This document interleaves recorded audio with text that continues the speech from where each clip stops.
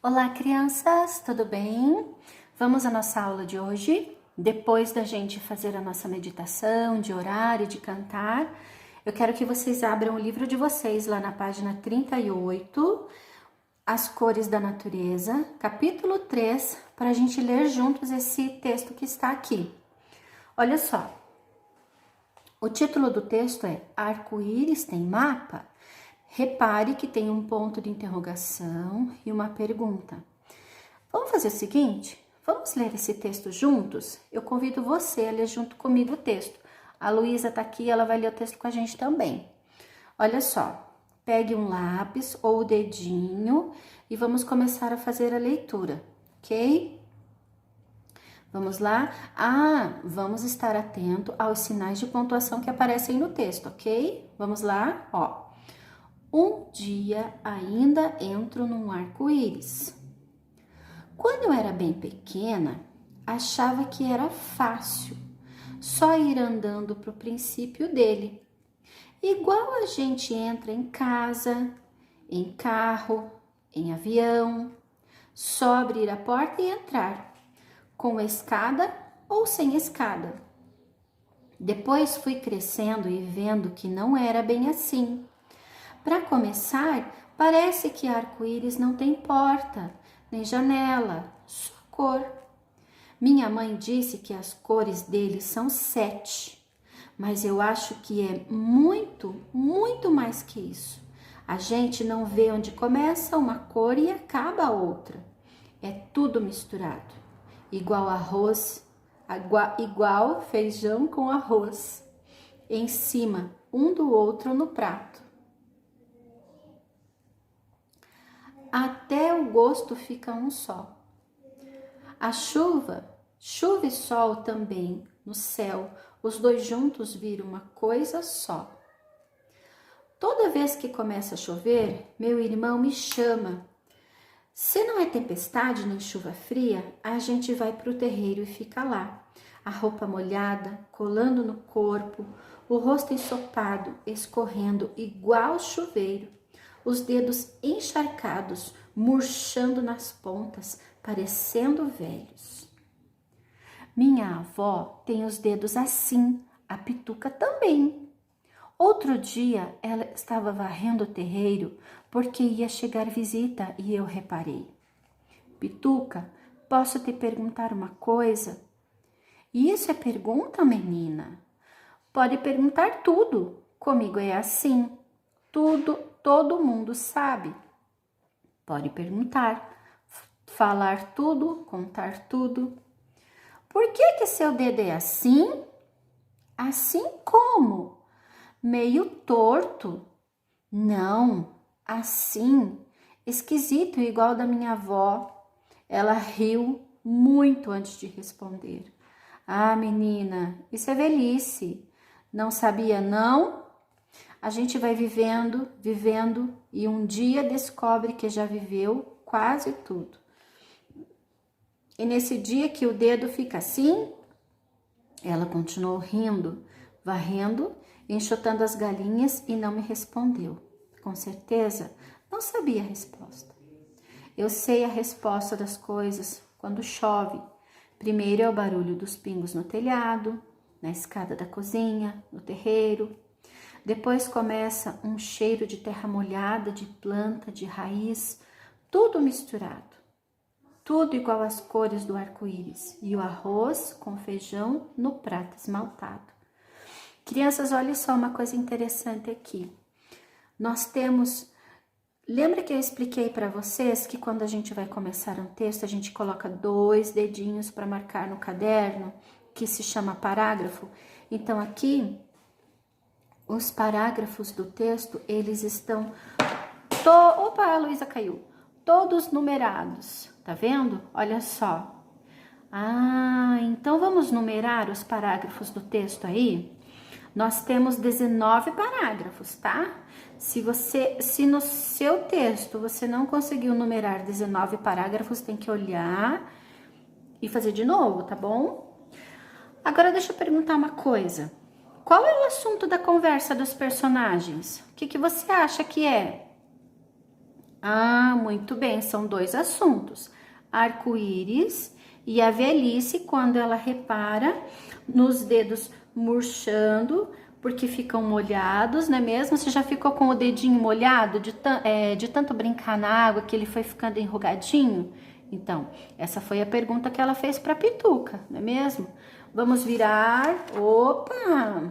Olha lá, por dentro do texto. Bom, uma coisa importante que eu quero explicar para vocês aqui é o seguinte: esse texto, ele é uma narrativa. Sabe o que é uma narrativa? A narrativa é quando alguém está contando a história. Neste caso aqui, é a menina que está contando a história, né? Ela está contando o que acontece na casa dela, quando chove, aí a conversa que ela teve com a mãe sobre as cores do arco-íris, aí a pergunta que ela foi fazer para a Pituca, como ela reparou que eram os dedos da avó. Então, assim, para que a gente possa fazer uma narrativa, a gente tem que estruturar ela, tem que ter uma ordem, certo? Então, olha aqui, ó. Primeiro, quem são os personagens do texto? Ah, os personagens do texto, se você for olhar lá no parágrafo 9 e no parágrafo 10, se você quiser, você pode ir pausando o áudio para você ir conferir a resposta, tá? Você vai ver que a menina que está contando a história, que é a narradora da história, e a Pituca que está conversando com ela. Aí, essa narrativa, ela acontece em um lugar. Olha só, vamos voltar lá no parágrafo 6, que a gente vai ver. Aqui no parágrafo 6, ó, a gente percebe onde é o lugar que essa narrativa está acontecendo. Porque ela fala assim, ó: toda vez que começa a chover, meu irmão me chama. Se não é tempestade nem chuva fria, a gente vai pro terreiro e fica lá. A roupa molhada colando no corpo, o rosto ensopado escorrendo igual chuveiro, os dedos encharcados murchando nas pontas, parecendo velhos. Então aqui dá a entender que eles estão aonde? No quintal da casa deles, certo? Vamos voltar. Tempo. Que tempo é que essa história está acontecendo? No primeiro parágrafo a gente tem a resposta. Um dia ainda entro num arco-íris. Então, é em um dia, certo? O tempo é um dia. E o problema? Qual é o problema que aparece na narrativa? Onde ela fica discutindo com a mãe, que ela acha que tem muito mais. O que é? No parágrafo 4, ele conta qual é o problema do texto, que são as cores do arco-íris, não é mesmo? Que a mãe disse que são 7 as cores do arco-íris, mas que ela acha que é muito mais, certo? Porque a gente não sabe onde começa uma e acaba a outra, que tá tudo misturado. E ela faz a comparação do feijão com o arroz no prato, não é mesmo? E aí o desfecho, que é o fim. Aí o que acontece? A única coisa que ela descreve, que ela sabe descrever, é como as coisas ficam quando chove, ou seja, ela pegou, começou a contar a narrativa, começou a contar a história e depois ela falou de uma coisa que ela tinha certeza, certo? Que é no parágrafo 18, que diz assim, ó: eu sei a resposta das coisas quando chove. Primeiro é o barulho dos pingos no telhado, na escada da cozinha, no terreiro, no parágrafo 19. Depois começa um cheiro de terra molhada, de planta de raiz, tudo misturado. Tudo igual às cores do arco-íris e o arroz com feijão no prato esmaltado. Então aqui, a menina está fazendo a narrativa e ela está usando todos esses elementos da narrativa, que são os personagens, o lugar onde a história acontece, o tempo, o problema e como a história acaba, certo? No número 2 está escrito assim: o narrador é a voz que fala na história. Assinale quem é o narrador do texto. Bom, pelo que a gente já conversou, o que você acha? Quem você acha que é? Se você respondeu a menina, ó, parabéns, você acertou. Mas como que a gente pode provar que é a menina que está falando? Então a gente vai lá pro texto e vai pegar algumas frases que possam provar isso. Ali primeiro, aqui quando ela diz assim, ó, no segundo parágrafo, quando eu era bem pequena. Então ela está falando, certo? Aí depois, e isso é pergunta, menina? Está aqui no parágrafo 10, quando ela pergunta para Pituca, não é mesmo? Sobre o dedo dela enrugado.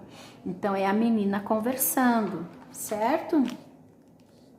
E quando a Pituca responde, ela fala assim: ah, menina, isso é velhice, certo? Então, olha só, no parágrafo 15, a gente vê a resposta da Pituca para ela. Então, isso dá a entender que é a menina que está contando a história, certo? E que ela é a narradora da história, certo? Quem é a Pituca do texto? É a pergunta número 3. Bom, aqui a gente pode entender que a Pituca no texto é uma senhora idosa, né? E provavelmente ela é uma pessoa que mora próximo da menina, não é mesmo? Pode ser uma vizinha, né? Que mora próximo, porque é com quem ela fez a comparação dos dedos da avó, certo? Na página 41, aqui, no número 4, qual era o desejo da narradora da história? Você já teve o mesmo desejo que ela? Quando eu era pequena, eu também. Eu achava que no final do arco-íris tinha um pote de ouro, porque eram as histórias que a gente ouvia, não é mesmo? Então, a narradora, ela sonhava o quê? Em entrar no arco-íris. Mas ela descobriu que não tinha porta, não tinha janela. Puxa vida, né? E agora? Bom, será que é possível realizar esse sonho? O que você acha? Conversa aí com a sua mamãe, o que você acha? Você tem algum desejo parecido? Uma coisa que você ainda não contou para ninguém? Conta aí para sua mãe agora, vai?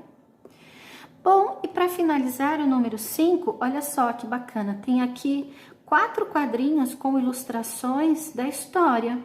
E a gente vai numerar eles na ordem que eles acontecem. Então, qual que é a primeira coisa que acontece lá na história, né? A menina o quê? Ela tinha o desejo de entrar onde? No arco-íris. Então, é esse segundo quadrinho aqui, ó. A menina imaginava que podia entrar no arco-íris por uma porta. Depois disso, o que acontece? Qual é o segundo fato? Está relacionado à chuva, a conversa dela com a vizinha ou a discussão dela com a mãe? A gente vê que esse segundo quadrinho, ele está ligado com o último aqui, ó. A mãe da menina explicava que o arco-íris tinha 7 cores, né? Que ela ficou achando que tinha mais, tal. Depois, o que acontece?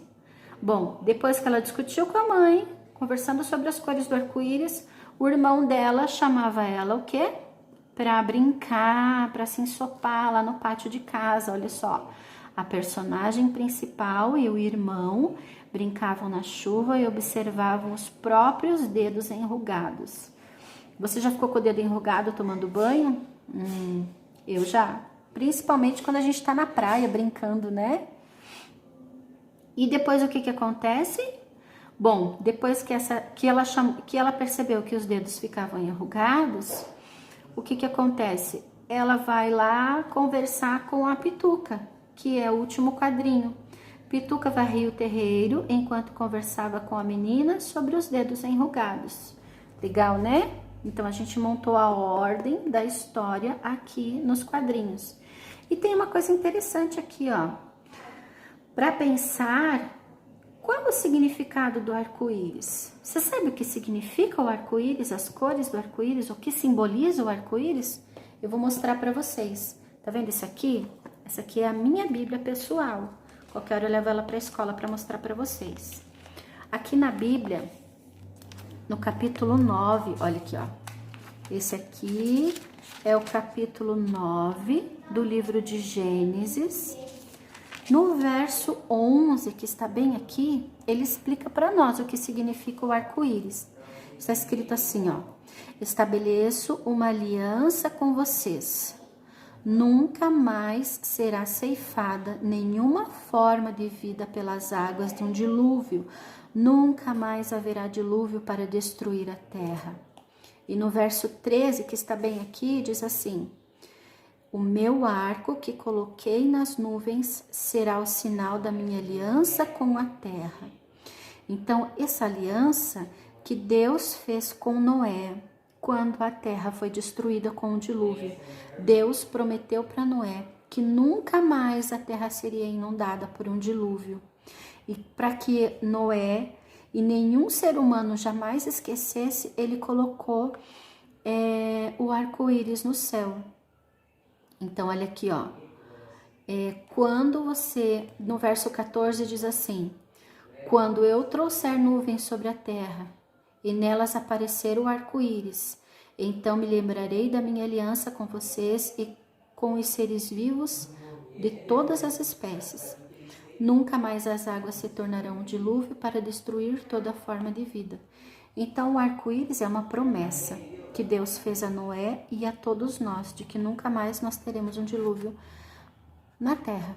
Crianças, um grande beijo. Leiam novamente o texto, tá bom? Para treinar a leitura. Lembra do que a professora ensinou para vocês sobre os sinais de pontuação, tá bom? É muito importante.